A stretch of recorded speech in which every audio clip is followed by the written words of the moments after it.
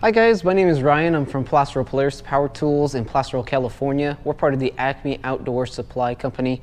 Today I'm going to be talking to you guys about how to load your Speedfeed 400 and 450 heads that are on the Echoes and the processes behind it. Alrighty guys, today we're going to be using the Echo 2620T for our test subject. The Speedfeed 400 is what comes on these ones, but it also applies to the 450. It's the same loading process for all the Speedfeed. They make it nice and easy for the customer. So the first step is you're going to want to line your eyelets, which are those little metal holes there, with the arrow. There's one on each side, right there, small little indent. So you want to make sure that's lined up there.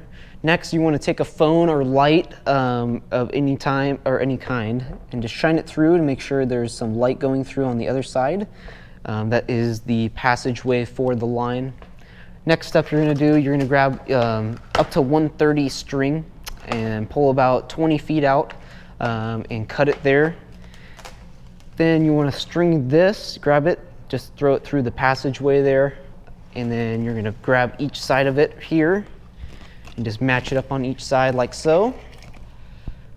And Echo, like I said, makes it very easy for the customer just to line up the line for the loading process. So you're just going to want here and twist it on the bottom. This loads up the head here. Just keep in mind that the Echo Speedfeed 400 can use 20 feet of line and the Echo 450 can use 25. So you just want to keep twisting it there until it's all loaded up. Get it about to that length. It doesn't really matter how long it really is because the cutter will cut it if it's too long.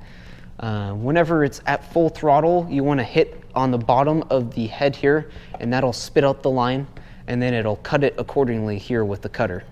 Other than that, that's the loading process for the Echo Speedfeeds.